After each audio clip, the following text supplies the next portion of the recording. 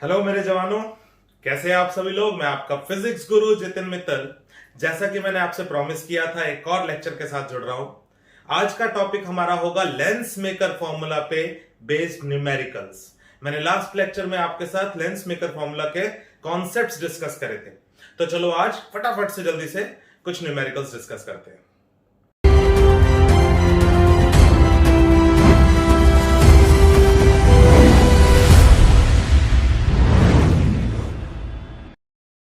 So in total मैं आपके साथ 5 न्यूमेरिकल्स डिस्कस करूंगा और इन 5 न्यूमेरिकल्स में मैं ये श्योर करूंगा आपके साथ कि आपको लेंस मेकर पे बेस्ड न्यूमेरिकल्स कंफर्म तरीके से आ चुके हैं।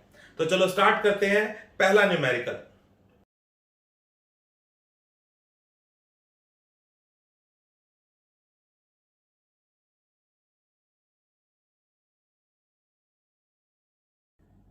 तो पढ़ा बच्चों आप लोगों ने सवाल पढ़ा, तो सवाल को पढ़ते ही सबसे पहले दिमाग में आना चाहिए एक डबल कॉनकेव लेंस बना हुआ है। आपको दो रेडियस दे रखे R1 और R2।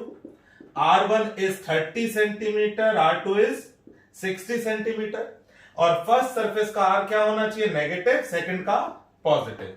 एंड आपको रिफ्रैक्टिव इंडेक्स गिवन है, जो ग्लास है जिससे मटेरियल से लेंस बना हुआ है, 1.5। सो 1 by f is equal to mu of lens material with respect to surrounding minus 1 by R1 minus 1 by R2। mu of lens material यहां पर ग्लास है एंड ऑब्वियसली ये एयर में पड़ा हुआ है, कुछ और नहीं बोला तो, और यही mu मेरे को गिवन है। 1 by minus 30 minus 1 by 60, 0.5 यानी 1 by 2। एलसीएम लेता हूं, 60 minus 2 minus 1, 3 हुआ, 20 हुआ। मेरे पास 1 by f की वैल्यू minus 1 by 40 यानी f कितना आ गया? कॉन्सेप्ट समझ में आया? बेटे मैं न्यूमेरिकल में कैलकुलेशन में एरर्स कर सकता हूं, बिल्कुल हो सकती है, क्योंकि मैं अभी की अभी तुम्हारे सामने कर रहा हूं। ठीक है, आई होप कि आपको ये प्लस माइनस में कोई कंफ्यूजन नहीं हुई होगी। ओके, सो मजा आया पहला न्यूमेरिकल करके। चलो स्टार्ट करते हैं दूसरा न्यूमेरिकल।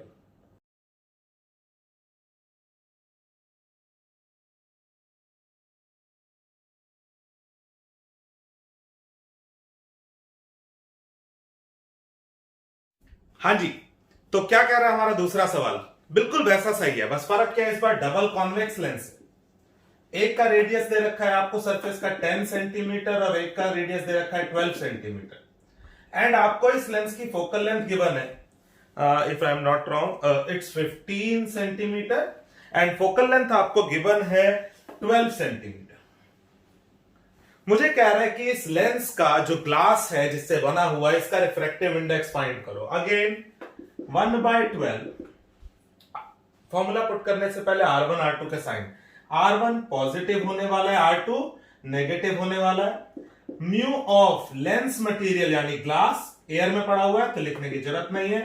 1 by R1 माइनस में 1 by -15 तो प्लस हो जाएगा। सिंप्लीफाई करते हैं, 1 by 12 म्यू जी -1 10 30 हो गया, 10 और 15 का 3 और 2 5 30, ये हो गया 6। मेरे पास यहां पे गया 2, म्यू जी की वैल्यू आ गई 3 by 2। आई होप कैलकुलेशंस आप लोगों की भी अच्छी होगी। सो आई होप कि दो न्यूमेरिकल्स आप लोगों को बहुत आसान लगे होंगे। डायरेक्ट अगर फॉर्मूला हमें याद है तो ये दोनों न्यूमेरिकल्स करने में हमें कोई प्रॉब्लम नहीं आएगी। तो चलो थर्ड न्यूमेरिकल अब ट्राई करते हैं।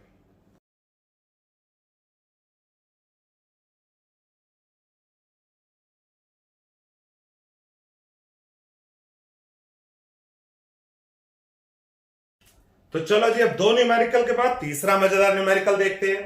तीसरे न्यूमेरिकल में radius of curvature of the curved surface of a plano convex lens.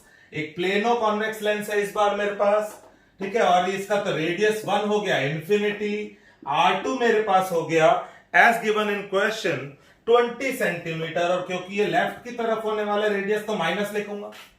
मुझे कहता है आगे, if the refractive index of the material of the lens is 1.5, इसके मटेरियल का रिफ्रैक्टिव इंडेक्स यानी ग्लास का रिफ्रैक्टिव इंडेक्स 1.5 है।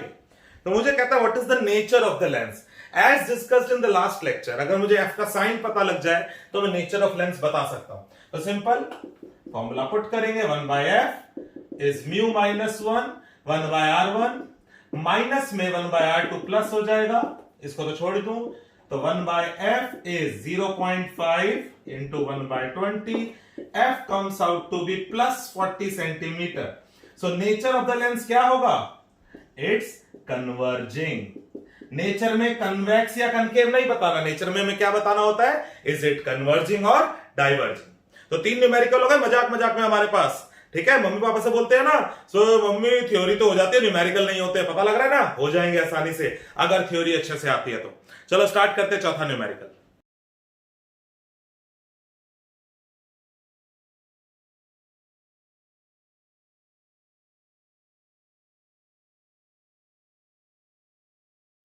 तो दोस्तों फटाफट से हमने 3 न्यूमेरिकल कर लिए, चौथा न्यूमेरिकल करते हैं. चौथा न्यूमेरिकल का सवाल आप लोगों ने पढ़ा. आपको कह रहा है एक कॉन्वेक्स लेंस है जो एयर में रखा हुआ है, उसकी फोकल लेंथ 20 सेंटीमीटर है. आपने उसे अब एक लिक्विड में इमर्स कर दिया जिसका रिफ्रैक्टिव इंडेक्स 1.3 है, और आपको लेंस के मटेरियल का रिफ्रैक्टिव इंडेक्स भी गिवन है. कह रहा है बताओ न्यू फोकल लेंथ क्या होगी. क्वेश्चन समझ आया? ये वही कॉन्सेप्ट है जो लास्ट लेक्चर में मैं डिस्कस कर चुका हूं कि एक लेंस है जिसकी फोकल लेंथ आपको गिवन है, उसको आपने किसी लिक्विड में इमर्स कर दिया, बताओ नई फोकल लेंथ क्या होगी. तो मैं उसी कॉन्सेप्ट को यहां पर रिपीट कर रहा हूं. जब एयर में है तो मैं फॉर्मूला लगाऊंगा mu of glass lens material with respect to air.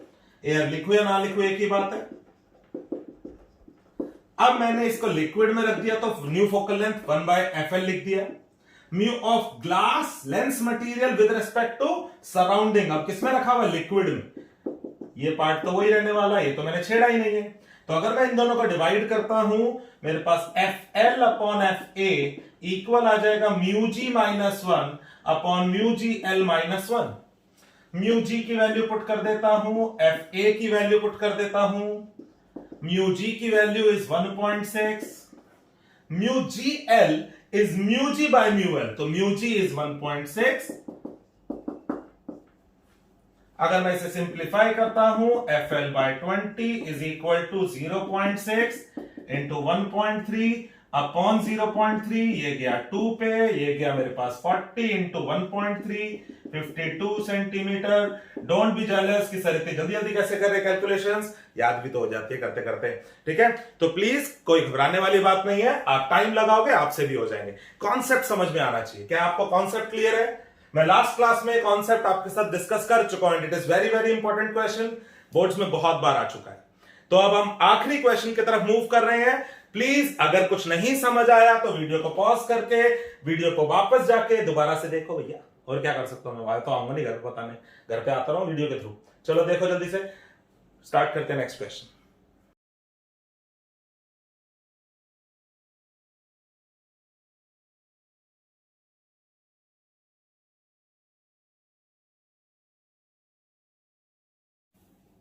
सो भैया 4 सवाल हो गए हमारे जल्दी जल्दी. 5वां और आखिरी सवाल आज की क्लास का, इस लेक्चर का. पढ़ते हैं कैसा सा सवाल है, बिल्कुल पिछले जैसा है, थोड़ा सा चेंज है, वो क्या है पता लग जाएगा. एक glass convex lens has a focal length of 10 centimetre. तो कुछ नहीं बोल रहा, तो इसका मतलब अभी वो एयर में ही रखा हुआ है और ये ग्लास का बना हुआ है, पता लग रहा है. When this lens is totally immersed in a liquid, it acts as a concave lens of focal length 50 centimetre. जब लिक्विड में इमर्स कर दिया तो ये कनकेव की तरह बिहेव कर रहा है, और फोकल लेंथ 50 है तो मैं -50 लिखूंगा. कनकेव की तरह बिहेव कर रहा है. इससे एक बात कंफर्म है कि जरूर जो रिफ्रैक्टिव इंडेक्स होगा इस लिक्विड का, वो जो ग्लास का रिफ्रैक्टिव इंडेक्स है उससे ज्यादा होगा. ओके, एंड मुझे ग्लास का रिफ्रैक्टिव इंडेक्स क्वेश्चन में गिवन है 1.5, एंड मुझे लिक्विड का रिफ्रैक्टिव इंडेक्स फाइंड करना है. तो एक बात तो मुझे कंफर्म है कि मेरे आंसर में जो लिक्विड का रिफ्रैक्टिव इंडेक्स है 1.5 से ज्यादा आना चाहिए. तो मैं स्टार्ट करता हूं बिल्कुल सेम वैसी question. 1/FA is mu of glass minus 1, 1/R1 minus 1/R2. 1/F liquid is mu of glass with respect to liquid, 1/R1 minus 1/R2. दोनों को डिवाइड करूंगा.